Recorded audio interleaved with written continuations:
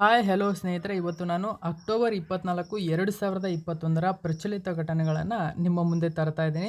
So ಸ್ನೇಹಿತರೆ, ಯಾವೆಲ್ಲ ಒಂದು ಅಭ್ಯರ್ಥಿಗಳು ಪ್ರಥಮ ಬಾರಿಗೆ ನನ್ನ ಈ ಒಂದು ಚಾನಲನ್ನು ನೋಡ್ತಾ ಇದ್ದರೆ ದಯವಿಟ್ಟು ಸಬ್ಸ್ಕ್ರೈಬ್ ಮಾಡ್ಕೊಳ್ಳಿ. ನಿಮಗೆ ನೆನಪಿರಲಿ ಸ್ನೇಹಿತರೆ, ನಾನು ಪ್ರತಿದಿನ ಕನ್ನಡದ ಪ್ರಜಾವಾಣಿ ಪೇಪರ್ ಜೊತೆಗೆ ಕನ್ನಡದ ವಿವಿಧ ಪೇಪರ್ನ ಪ್ರಚಲಿತ ಘಟನೆಗಳನ್ನು ನಿಮ್ಮ ಮುಂದೆ ತರ್ತಾ ಇದ್ದೀನಿ. ವೆರಿ ಇಂಪಾರ್ಟೆಂಟ್ ಕ್ವಶನ್ ಇವಾಗಿರ್ತವೆ ಸ್ನೇಹಿತರೆ. ಸೊ ಹಾಗಾದರೆ ಕ್ವಶನ್ ನಂಬರ್ 1 ನೋಡಿ. ಅಂಬರ್ ಗ್ರೇಸ್ ಎಂಬುದು ಒಂದು. ಆಪ್ಷನ್ ನೋಡಿ: ತಿಮಿಂಗಲಿನ ವಾಂತಿ, ಹೆಬ್ಬಾವಿನ ವಾಂತಿ, ವಜ್ರದ ಹರಳು, ಮಾದಕ ದ್ರವ್ಯ ವಸ್ತು ಅಂತ ಇದೆ. ಇದಕ್ಕೆ ಸರಿಯಾದಂಥ ಉತ್ತರ ಸ್ನೇಹಿತರೆ, ತಿಮಿಂಗಲಿನ ವಾಂತಿಗೆ ಅಂಬರ್ ಗ್ರೇಸ್ ಅಂತ ಕರಿತೀವಿ. ಸೊ ಇದರ ಒಂದು ಮಾಹಿತಿ ಪೇಪರಲ್ಲಿ ಇವತ್ತು ಏನು ಕೊಟ್ಟಿದ್ರು ಅಂತ ನೋಡೋದಾದರೆ ನೋಡಿ ಸ್ನೇಹಿತರೆ, 17 ಕೋಟಿ ಮೌಲ್ಯದ 17 kg ಅಂಬರ್ ಗ್ರೇಸ್ ಜಪ್ತಿ ಅಂತ ಹೇಳಿದೆ. ಅಂದರೆ 1 kg ಅಂಬರ್ ಗ್ರೇಸ್ ಅಂದರೆ ತಿಮಿಂಗಲಿನ ವಾಂತಿಗೆ 1 ಕೋಟಿ ರೂಪಾಯಿ ಬೆಲೆ ಬಾಳುತ್ತೆ ಸ್ನೇಹಿತರೆ, ನೆನ್ಪಿಟ್ಕೊಳ್ಳಿ. ಸೊ ಇದರಿಂದ ಯೂಸ್ ಇದೆ. ಅಂಬರ್ ಗ್ರೇಸ್ ಅಂದರೆ ಮೀನಿನ ವಾಂತಿಯನ್ನು ತಗೊಂಡು ಏನು ಮಾಡ್ತಾರೆ ಅಂತಕ್ಕಂಥ ನಿಮಗೆ ಥಾಟ್ ಇರ್ಬೋದು. ಸೊ ಎಲ್ಲ ಎಕ್ಸ್ಪ್ಲನೇಷನ್ ನಾನು ನಿಮಗೆ ಕೊಡ್ತೀನಿ. ಸೊ ನೆನ್ಪಿಟ್ಕೊಳ್ಳಿ ಇದ್ರ ಬಗ್ಗೆ. ಅಂಬರ್ ಗ್ರೇಸ್ ಅಂದರೆ ಇದು ಒಂದು ತಿಮಿಂಗಲಿನ ವಾಂತಿ ಆಗಿರುತ್ತದೆ ಸ್ನೇಹಿತರೆ.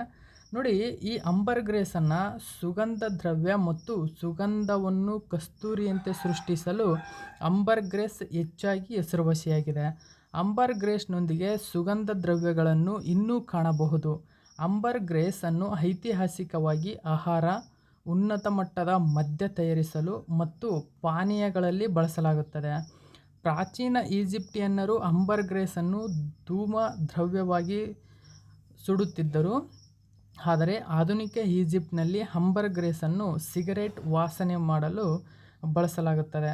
ನೋಡಿ, ಅಂಬರ್ ಗ್ರೇಸ್ ಒಂದು ಘನ ಮೇಣದಂಥ ವೀರ್ಯ ತಿಮಿಂಗಲಗಳ ಜೀರ್ಣಾಂಗ ವ್ಯವಸ್ಥೆಯಲ್ಲಿ ಉತ್ಪತ್ತಿಯಾಗುವ ಮಂದ ಬೂದು ಅಥವಾ ಕಪ್ಪು ಬಣ್ಣದ ಸುಡುವ ವಸ್ತು ಸ್ನೇಹಿತರೆ ಇದು. ಸೊ ಇದನ್ನು ಹೆಚ್ಚಾಗಿ ಸುಗಂಧ ದ್ರವ್ಯ ಉದ್ಯಮಗಳಲ್ಲಿ ವ್ಯಾಪಕವಾಗಿ ಬಳಸಲಾಗುತ್ತದೆ. ಹೊಸದಾಗಿ ತಯಾರಿಸಿದ ಅಂಬರ್ ಗ್ರೇಸ್ ವಾಸನೆ ಇರುತ್ತದೆ. ಇದು ವಯಸ್ಸಾದಂತೆ ಸಿಹಿ ಮಣ್ಣಿನ ಸುವಾಸನೆಯಂತೆ ಪಡೆಯುತ್ತದೆ. ಸಾಮಾನ್ಯವಾಗಿ ಹಾವಿ ರಾಸಾಯನಿಕ ಸಂಕೋಚನವಿಲ್ಲದೆ ಮದ್ಯವನ್ನು ಉಜ್ಜುವ ಸುಗಂಧವನ್ನು ಹೋಲುತ್ತದೆ.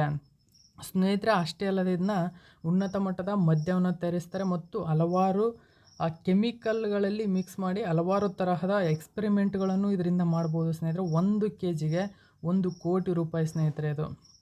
ಓಕೆನಾ? ಸೊ ಇನ್ನು ನೆಕ್ಸ್ಟ್ ಕ್ವಶನ್ ನೋಡಿ. ಕೇಂದ್ರದ ರಕ್ಷಣಾ ಸಚಿವಾಲಯವು ರಕ್ಷಣಾ ಕ್ಷೇತ್ರದ ಬಲವರ್ಧನೆಗೆ ಸಂಬಂಧಿಸಿದಂತೆ ಅಕ್ಟೋಬರ್ 22ರಿಂದ 3 ದಿನಗಳ ಸಂಯೋಜಿತ ಉದ್ದೇಶಗಳು ಎಂಬ ಶೃಂಗಸಭೆ ಕೆಳಗಿನ ಕರ್ನಾಟಕದ ಯಾವ ವಾಯುಪಡೆ ಸ್ಟೇಷನ್ನಲ್ಲಿ ಜರುಗಲಿದೆ? ವೆರಿ ಇಂಪಾರ್ಟೆಂಟ್ ಕ್ವಶನ್ ಸ್ನೇಹಿತರೆ ಇದು. ಸರಿಯಾದಂಥ ಉತ್ತರ option number 1 is the right answer. ಯಲಹಂಕದಲ್ಲಿ ಅಕ್ಟೋಬರ್ 22ರಿಂದ 3 ದಿನಗಳ ಸಂಯೋಜಿತ ಉದ್ದೇಶಗಳು ಎಂಬ ರಕ್ಷಣಾ ಬಲವರ್ಧನೆಗೆ ಸಂಬಂಧಿಸಿದಂತೆ ವಾಯುಪಡೆ ಸ್ಟೇಷನ್ನಲ್ಲಿ ಈ ಒಂದು ಕಾರ್ಯಕ್ರಮ ಜರುಗಲಿದೆ ಸ್ನೇಹಿತರೆ. Very important. ನೋಡಿ, ಇದರ ಬಗ್ಗೆ ಮಾಹಿತಿ ನೋಡೋದಾದರೆ ನೋಡಿ, ಇಂದಿನಿಂದ ರಕ್ಷಣಾ ಕ್ಷೇತ್ರದ ಶೃಂಗಸಭೆ. ಸೊ ಇದಕ್ಕೆ ನೋಡಿ, ಇಲ್ಲಿ ರಾಜನಾಥ್ ಸಿಂಗ್ ಭಾಗವಹಿಸಿದ್ದಾರೆ. ನೋಡಿ, ಬೆಂಗಳೂರಿನ ಯಲಹಂಕ ವಾಯುಪಡೆ ಸ್ಟೇಷನ್ನಲ್ಲಿ ದೇಶದ ರಕ್ಷಣಾ ಕ್ಷೇತ್ರದ ಬಲವರ್ಧನೆಗೆ ಸಂಬಂಧಿಸಿದಂತೆ ಅಕ್ಟೋಬರ್ 22ರಿಂದ 3 ದಿನಗಳ ಅವಧಿಯ ಸಂಯೋಜಿತ ಉದ್ದೇಶಗಳು ಎಂಬ ಶೃಂಗಸಭೆ ನಡೆಯಲಿದೆ ಎಂಬತಕ್ಕಂಥ ಮಾಹಿತಿ ಇದೆ. ಸೊ ವೆರಿ ಇಂಪಾರ್ಟೆಂಟ್ ಸ್ನೇಹಿತರೆ, ಕೇಳ್ತಕ್ಕಂಥ ಚಾನ್ಸಸ್ ಇದೆ. ಹಾಗಾದರೆ ವಾಯುಪಡೆಯ ಬಗ್ಗೆ ನಾವು ನೋಡಿದ್ರೆ ನೋಡಿ, ಪ್ರಸ್ತುತ ಏರ್ ಚೀಫ್ ಮಾರ್ಷಲ್ ಅಂದರೆ ವಾಯುಪಡೆಯ ಪ್ರಸ್ತುತ ಮುಖ್ಯಸ್ಥರು ಯಾರು ಅಂತ ನೋಡೋದಾದರೆ ವಿವೇಕ್ ರಾಮ್ ಚೌಧರಿ ಅಂತ ಹೇಳ್ತೀವಿ ಸ್ನೇಹಿತರೆ. Very important question. Vivek Ram Chaudhary. ನೋಡಿ, ವಾಯುಪಡೆಯ ಮುಖ್ಯಸ್ಥರಿಗೆ ನೋಡಿ ಏರ್ ಚೀಫ್ ಮಾರ್ಷಲ್ ಏನಾದರೆ ಇದಕ್ಕೆ ನಾವು ಮಾರ್ಷಲ್ ಅಂತ ಹೆಸರು ಉಪಯೋಗಿಸ್ತೀವಿ ಸ್ನೇಹಿತರೆ, ಮುಖ್ಯಸ್ಥರು ಅನ್ನಲ್ಲ. ಓಕೆನಾ? ಅಂದರೆ ವಾಯುಪಡೆಯ ಮುಖ್ಯಸ್ಥರಿಗೆ ನಾವು ಮಾರ್ಷಲ್ ಅಂತ ಹೇಳ್ತೀವಿ. So very important. ಇನ್ನು ನೆವಿ ಅಂದರೆ ನೌಕಾಪಡೆಯ ಅಡ್ಮಿರಲ್ ಅಂದರೆ ಮುಖ್ಯಸ್ಥರು ಯಾರು ಅಂತ ನೋಡೋದಾದರೆ ಸುನಿಲ್ ಲಂಬಾ ಪ್ರಸ್ತುತ ನೌಕಾಪಡೆಯ ಮುಖ್ಯಸ್ಥರಾಗಿದ್ದಾರೆ. ಅಂದರೆ ಇದು ಭೂಸೇನೆಯ ಪ್ರಸ್ತುತ ಮುಖ್ಯಸ್ಥರು ಯಾರು ಅಂತ ನೋಡಿದರೆ ವೆರಿ ಇಂಪಾರ್ಟೆಂಟ್ ಸ್ನೇಹಿತರೆ, MM ನರವಣೆ. ಸೊ ಓಕೆನಾ? ವಾಯುಪಡೆ, ನೌಕಾಪಡೆ, ಭೂಸೇನೆ 3 ಪಡೆಯ ದಂಡನಾಯಕರು ತುಂಬ ಇಂಪಾರ್ಟೆಂಟು. ನೀವು ಇವನ್ನೆಲ್ಲ ನೆನ್ಪಿಟ್ಕೋಬೇಕು. ಇನ್ನು ಈ 3 ಪಡೆಯ ದಂಡನಾಯಕರು ಯಾರಾಗಿರ್ತಾರೆ ಅಂದರೆ ರಾಷ್ಟ್ರಪತಿಯವರಾಗಿರ್ತಾರೆ. ನೆನ್ಪಿಟ್ಕೊಳ್ಳಿ, ಇದು ಕೂಡ ತುಂಬ ಇಂಪಾರ್ಟೆಂಟು. ಇನ್ನು ಭಾರತೀಯ ರಕ್ಷಣಾ ಇಲಾಖೆಯ ಬಗ್ಗೆ ನೋಡೋದಾದರೆ ನೋಡಿ, ಭಾರತೀಯ ರಕ್ಷಣಾ ಇಲಾಖೆ ಸ್ಥಾಪನೆಯಾಗಿದ್ದು 1776ರಲ್ಲಿ, ಅಂದರೆ ಇಲ್ಲಿಗೆ 245 ವರ್ಷಗಳ ಹಿಂದೆ. ಅದು ಒಂದು ಭಾರತದಲ್ಲಿ ಮಿಲಿಟರಿ ಇಲಾಖೆಯಾಗಿ ಸ್ಥಾಪನೆಯಾಗಿತ್ತು. ಬಟ್ 15 ಆಗಸ್ಟ್ 1947ರಲ್ಲಿ 74 ವರ್ಷಗಳ ಹಿಂದೆ ಇದನ್ನು ರಕ್ಷಣಾ ಸಚಿವಾಲಯವನ್ನಾಗಿ ಮಾರ್ಪಡಿಸಲಾಯಿತು. ಓಕೆ, ಇಂದಿನ ಸಚಿವಾಲಯ ಅಂದರೆ ರಕ್ಷಣಾ ಇಲಾಖೆ ಏನಿದೆ, ಇದಕ್ಕೆ ಈ ರಕ್ಷಣಾ ಇಲಾಖೆಗೆ 1938-47ರ ನಡುವೆ ರಕ್ಷಣಾ ಇಲಾಖೆ ಎಂಬುದಾಗಿ ಇದನ್ನು ಬದಲಾಯಿಸಲಾಯಿತು. ಇನ್ನು ರಕ್ಷಣಾ ಇಲಾಖೆಯ ಪ್ರಧಾನ ಕಚೇರಿ ಎಲ್ಲಿದೆ ಅಂದರೆ ನವದೆಹಲಿ. ನೋಡಿ, ರೈಸಿಂಗ್ ಹಿಲ್ಸ್, ವೆರಿ ಇಂಪಾರ್ಟೆಂಟ್ ಇದು, ಓಕೆನಾ. ಕ್ಯಾಬಿನೆಟ್ ಸೆಕ್ರೆಟೇರಿಯೇಟ್ ರೈಸಿಂಗ್ ಹಿಲ್ಸ್ನಲ್ಲಿ ರಕ್ಷಣಾ ಇಲಾಖೆಯ ಪ್ರಧಾನ ಕಚೇರಿ ಇದೆ. ಇನ್ನು ರಕ್ಷಣಾ ಇಲಾಖೆಯಲ್ಲಿ ಸಕ್ರಿಯ ಎಷ್ಟು ಜನ ಸಿಬ್ಬಂದಿಗಳಿದ್ದಾರೆ ಅಂತ ನೋಡೋದಾದರೆ ನೋಡಿ 1,44,03,921 ಸಕ್ರಿಯ ಸಿಬ್ಬಂದಿಗಳಿದ್ದಾರೆ. ಸೊ ವಾರ್ಷಿಕ ಬಜೆಟನ್ನು ಇದಕ್ಕೆ ನೋಡಿ 4,78,195 ಕೋಟಿ, ಅಂದರೆ 64 ಶತಕೋಟಿ ಡಾಲರ್ಗಳನ್ನು ಮೀಸಲಿಡಲಾಗ್ತದೆ. ಸೊ ರಕ್ಷಣಾ ಸಚಿವ ರಾಜನಾಥ್ ಸಿಂಗ್ ಆಗಿದ್ದಾರೆ. ಸೊ ರಕ್ಷಣಾ ಖಾತೆಯ ರಾಜ್ಯ ಸಚಿವ ಅಂದರೆ ನಮ್ಮ ಕರ್ನಾಟಕದಲ್ಲಿ ಅಜಯ್ ಭಟ್ ಇದ್ದಾರೆ, ವೆರಿ ಇಂಪಾರ್ಟೆಂಟ್. ಇನ್ನು ಅಜಯ್ ಕುಮಾರ್ ರಕ್ಷಣಾ ಕಾರ್ಯದರ್ಶಿಯಾಗಿರುತ್ತಾರೆ. ಇನ್ನು ಜನರಲ್ ಬಿಪಿನ್ ರಾವತ್ ಸ್ನೇಹಿತರೆ, ವೆರಿ ಇಂಪಾರ್ಟೆಂಟ್. CDC ಅಂತ ಹೊಸದಾಗಿ ಒಂದು ಉದ್ಯೋಗವನ್ನು ಸ್ಥಾಪನೆ ಮಾಡಿದಾರಲ್ಲ, ಅದರ ಒಂದು ಮುಖ್ಯಸ್ಥರು ಇವರಾಗಿದ್ದಾರೆ. ಅಂದರೆ ರಕ್ಷಣಾ ಸಿಬ್ಬಂದಿಯ ಮುಖ್ಯಸ್ಥರು ಯಾರು ಅಂದರೆ ಜನರಲ್ ಬಿಪಿನ್ ರಾವತ್ ಆಗಿರ್ತಾರೆ. ಸೊ ನೆಕ್ಸ್ಟ್ ಕ್ವಶನ್ ನೋಡಿ, ಅಪರಾಧ ಕೃತ್ಯ ಪ್ರಕರಣದಲ್ಲಿ ಶಿಕ್ಷೆ ಪ್ರಮಾಣ 3 ವರ್ಷಕ್ಕಿಂತ ಕಡಿಮೆ ಇದ್ದಾಗ ಅಂತಹ ಪ್ರಕರಣಗಳ ವಿಚಾರಣೆಯನ್ನು 3 ವರ್ಷಗಳ ಮುನ್ನವೇ ಆರಂಭಿಸಬೇಕು ಎಂದು ತಿಳಿಸುವ ವಿಧಿ ಯಾವುದು? ಸೊ ಇದು ಹೆಚ್ಚು ಪ್ರಚಲಿತದಲ್ಲಿತ್ತು ಸ್ನೇಹಿತರೆ ಇತ್ತೀಚೆಗೆ. ಸೊ ಇದಕ್ಕೆ ಸರಿಯಾದಂಥ ಉತ್ತರ 462 ಉಪವಿಧಿ 2C, ಓಕೆನಾ. ಸೊ ಇದರ ಮಾಹಿತಿ ಏನಿದೆ ಅಂತ ನೋಡೋದಾದರೆ ನೋಡಿ, ಅವಧಿ ಮೀರಿ ವಿಚಾರಣೆ ಕೈಗೊಳ್ಳುವುದು ನಿಯಮ ಬಾಹಿರ. ಸೊ ಕರ್ನಾಟಕ ಹೈಕೋರ್ಟ್ ಇತ್ತೀಚೆಗೆ ಒಂದು ವಿಚಾರಣೆಗೆ ಕೈಗೆತ್ತಿಕೊಂಡಿತ್ತು. ಏನಂದರೆ ನೋಡಿ, ಅಪರಾಧ ಕೃತ್ಯ ಎಸಗಿರ್ತಕ್ಕಂಥ ವ್ಯಕ್ತಿಯ ನೋಡಿ ಸ್ನೇಹಿತರೆ, ಇಲ್ಲಿ ಏನಿದೆ ಅಂದರೆ ಅಪರಾಧ ಕೃತ್ಯ ಪ್ರಕರಣಗಳಲ್ಲಿ ವಿಧಿಸಬಹುದಾದ ಶಿಕ್ಷೆ ಪ್ರಮಾಣ 3 ವರ್ಷಕ್ಕಿಂತ ಕಡಿಮೆ ಇದ್ದಾಗ ಅಂತಹ ಪ್ರಕರಣಗಳ ವಿಚಾರಣೆಯನ್ನು 3 ವರ್ಷಗಳಿಗೆ ಮುನ್ನವೇ ಆರಂಭಿಸಬೇಕು. ಈ ಅವಧಿಯ ನಂತರ ವಿಚಾರಣೆ ಕೈಗೆತ್ತಿಕೊಳ್ಳುವುದು ನಿಯಮ ಬಾಹಿರ ಎಂಬತಕ್ಕಂಥ ಮಾಹಿತಿಯನ್ನು ಕೋರ್ಟ್ ನೀಡಿದೆ.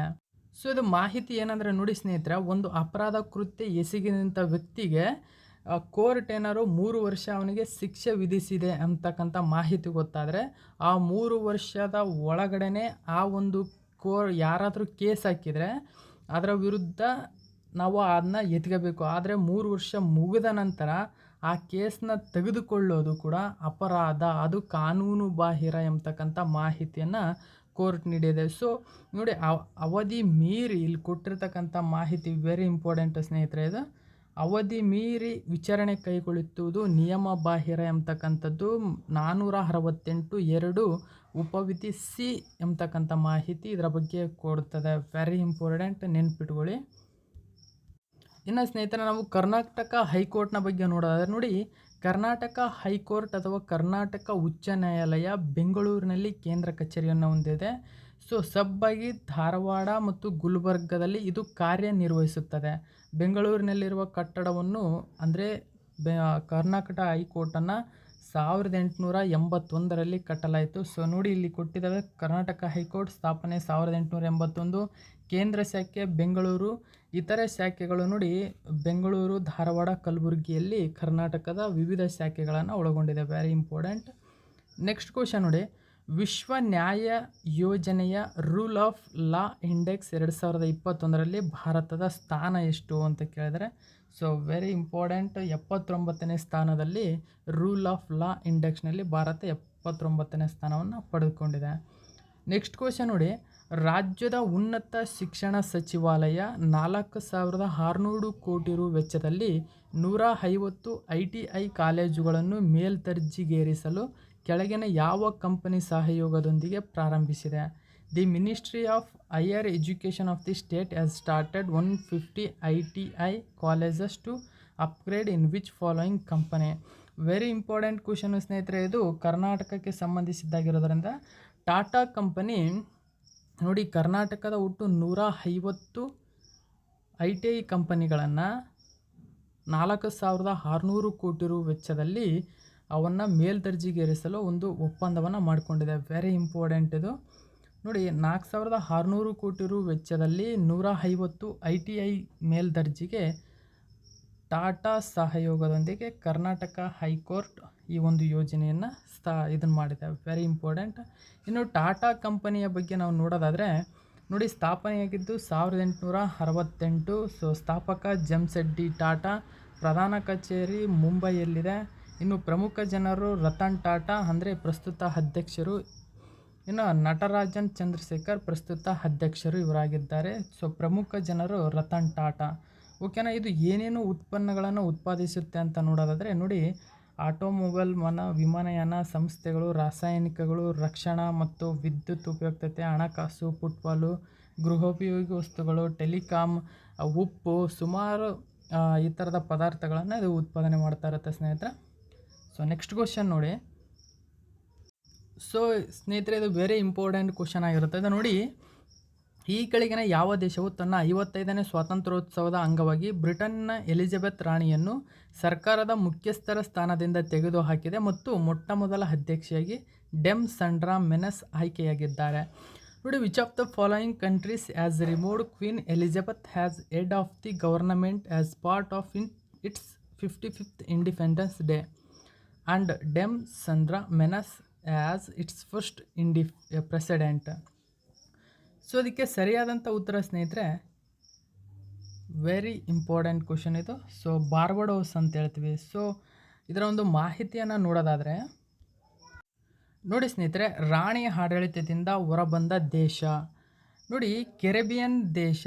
ವೆರಿ ಇಂಪಾರ್ಟೆಂಟ್, ನೆನ್ಪಿಟ್ಕೊಳ್ಳಿ. ಕೆರೆಬಿಯನ್ ದೇಶದ ಬಾರ್ಬಡೋಸ್ ಬ್ರಿಟನ್ ರಾಣಿ ಎಲಿಜಬೆತ್ ಅವರನ್ನು ಸರ್ಕಾರದ ಮುಖ್ಯಸ್ಥ ಸ್ಥಾನದಿಂದ ತೆಗೆದಿದ್ದು ಮೊಟ್ಟಮೊದಲ ಅಧ್ಯಕ್ಷೆಯಾಗಿ ಡೆಮ್ ಸಂಡ್ರಾ ಮೆನಸ್ ಆಯ್ಕೆಯಾಗಿದ್ದಾರೆ.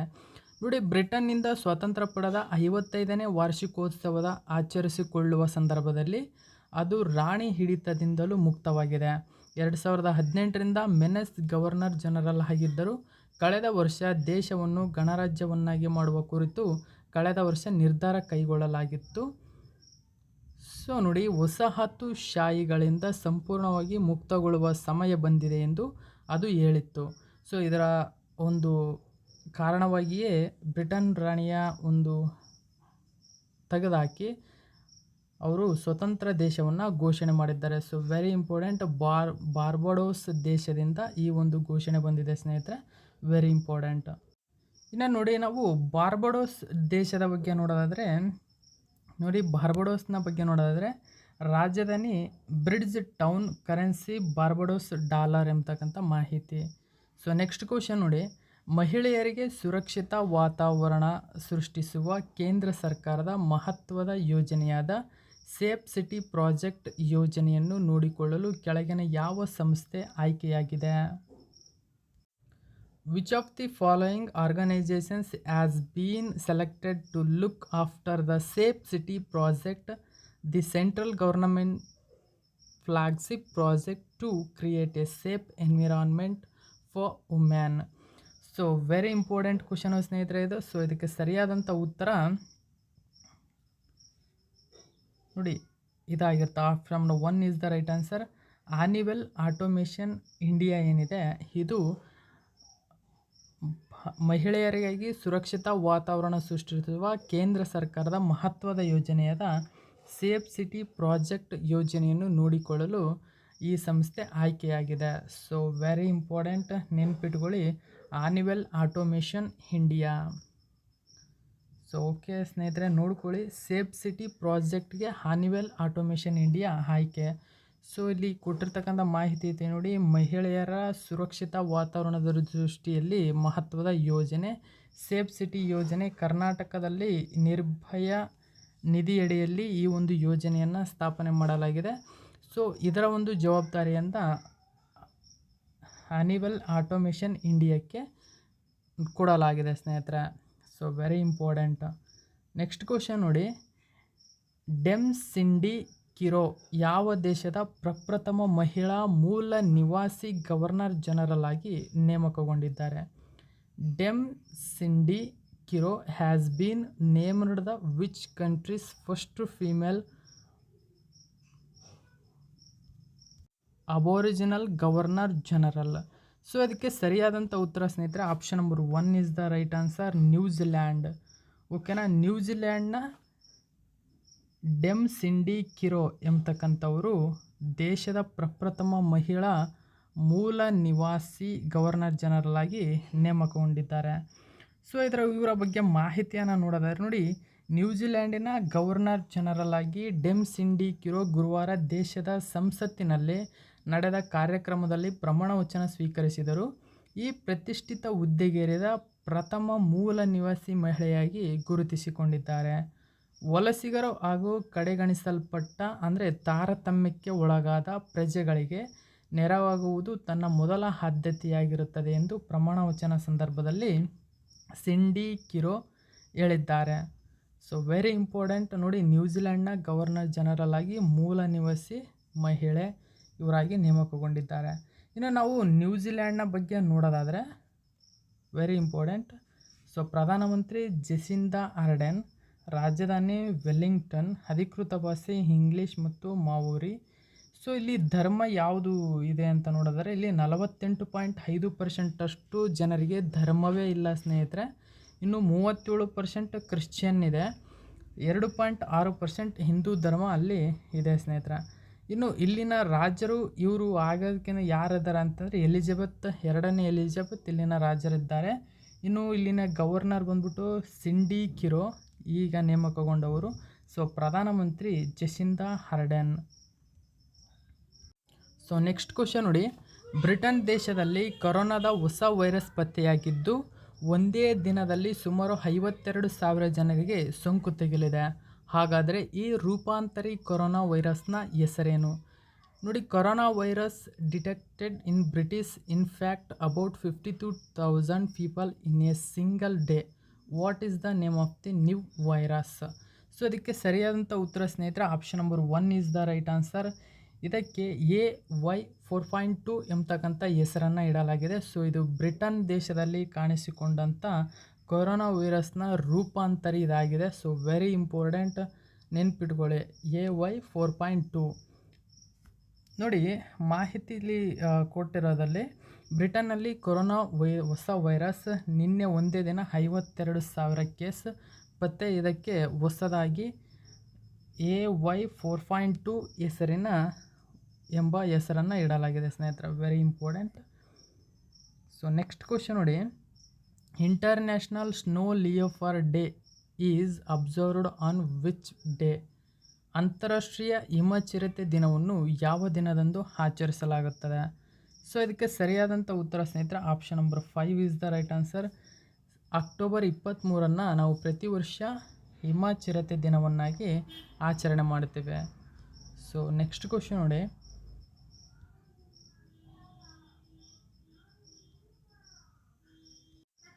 India and which country have signed a memorandum of understanding MOU to cooperate in the mining and steel sector?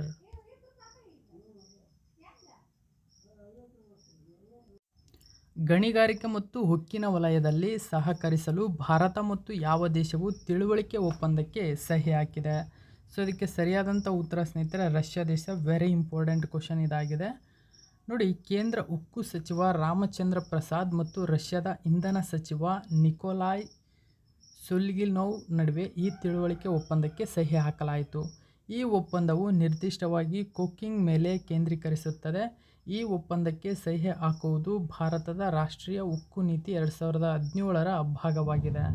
2030ರ ವೇಳೆಗೆ ಭಾರತವು 300 ಮಿಲಿಯನ್ ಟನ್ ಉಕ್ಕಿನ ಉತ್ಪಾದನೆಯನ್ನು ತಲುಪುವ ಗುರಿಯನ್ನು ಹೊಂದಿದೆ. ಸೊ ವೆರಿ ಇಂಪಾರ್ಟೆಂಟ್, ನೆನ್ಪಿಟ್ಕೊಳ್ಳಿ 2030ರ ಹೊತ್ತಿಗೆ 200 ಮಿಲಿಯನ್ ಟನ್ ಉಕ್ಕಿನ ಉತ್ಪಾದನೆಯನ್ನು ತಲುಪುವ ಗುರಿಯನ್ನು ಹಾಕಿಕೊಂಡಿದೆ. ಈ ಗುರಿಯನ್ನು ಹಾಕಿಕೊಂಡಿರುವ ವೆರಿ ಇಂಪಾರ್ಟೆಂಟ್ ಸ್ನೇಹಿತರೆ.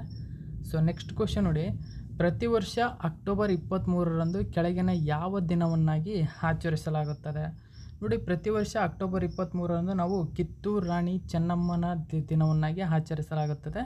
ಸೊ ಕಿತ್ತೂರು ರಾಣಿ ಚೆನ್ನಮ್ಮ ಬೆಳಗಾವಿಯಲ್ಲಿ ಸ್ವಾತಂತ್ರ್ಯಕ್ಕಾಗಿ ಹೋರಾಟ ಮಾಡಿದ ಧೀರ ಮಹಿಳೆ ಇವರಾಗಿರುತ್ತಾರೆ. So very important.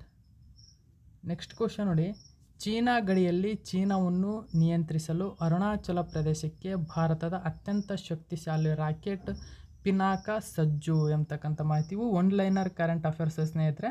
ಸೊ ತಿಳ್ಕೊಂಡಿರಬೇಕು ನೀವು ಅಂತ ನಾನು ಹೇಳ್ತಾ ಇದ್ದೇನೆ ಅಷ್ಟೇ. ನೋಡಿ, ಆ ಪಿನಾಕ ಎಂಬತಕ್ಕಂಥ ರಾಕೆಟನ್ನು ಚೀನಾದ ಗಡಿಯಲ್ಲಿ ಬಿಡಲಾಗಿದೆ. ಸೊ ಓಕೆನಾ. ಸೊ ಇದರ ಬಗ್ಗೆ ಮಾಹಿತಿಯನ್ನು ನೀವು ನೋಡ್ಕೊಳ್ಳಿ. ಅರುಣಾಚಲ ಪ್ರದೇಶದಲ್ಲಿ ಹೊಂದಿಕೊಂಡಿರುವ ಗಡಿಯಲ್ಲಿ ಚೀನಾದಿಂದ ಭಾರೀ ಪ್ರಮಾಣದಲ್ಲಿ ಸೇನೆ ಜಮಾವಣೆ ಹೆಚ್ಚುತ್ತಿರುವ ಹಿನ್ನೆಲೆಯಲ್ಲಿ ಭಾರತ ಕೂಡ ವಾಸ್ತವ ನಿಯಂತ್ರಣ ರೇಖೆಯಲ್ಲಿ ರಾಕೆಟ್ ಅಸ್ತ್ರಗಳ 2 ಪ್ರಬಲ ವ್ಯವಸ್ಥೆಯನ್ನು ಸನ್ನದ್ಧ ಸ್ಥಿತಿಯಲ್ಲಿ ಇರಿಸಿದೆ. ಇದರಿಂದ ಗಡಿಯಲ್ಲಿ ಯುದ್ಧದ ಕಾರ್ಮೋಡ ಆವರಿಸಿದೆ. ಆದ್ದರಿಂದಲೇ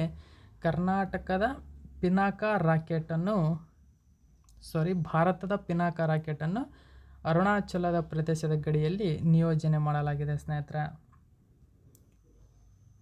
ಸೊ ಇದು ಒಂದು ತುಂಬ ಇಂಪಾರ್ಟೆಂಟು ಮಾಹಿತಿ ಸ್ನೇಹಿತರೆ. ನೋಡಿ, ಲಸಿಕೆ ನೀಡಿಕೆಯಲ್ಲಿ ಕರ್ನಾಟಕ ದೇಶದಲ್ಲೇ ನಂಬರ್ 3ನೇ ಸ್ಥಾನದಲ್ಲಿದೆ ಎಂದು ಆರೋಗ್ಯ ಸಚಿವ ಸುಧಾಕರ್ ಅವರು ಹೇಳಿದ್ದಾರೆ.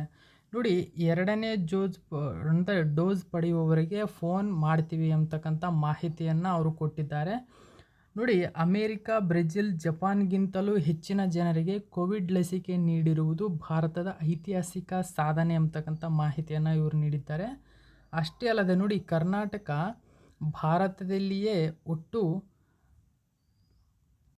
83% ಮೊದಲ ಡೋಸನ್ನು ನೀಡಲಾಗಿದೆ, 38% 2ನೇ ಡೋಸನ್ನು ನೀಡಲಾಗಿದೆ. ದೇಶದಲ್ಲಿ ರಾಜ್ಯ 3ನೇ ಸ್ಥಾನದಲ್ಲಿದೆ. Very important. ನೋಡಿ, ಗುಜರಾತ್ ಮತ್ತು ಮಧ್ಯಪ್ರದೇಶ ಕ್ರಮವಾಗಿ 1, 2 ಸ್ಥಾನದಲ್ಲಿದೆ. ಅದರ ಬಿಟ್ಟರೆ 3ನೇ ಸ್ಥಾನದಲ್ಲಿ ನಮ್ಮ ಕರ್ನಾಟಕ ಇದೆ ಎಂಬತಕ್ಕಂಥ ಮಾಹಿತಿಯನ್ನು ಅವರು ಕೊಟ್ಟಿದ್ದಾರೆ. So thank you so much for watching my video friends. All the best for all.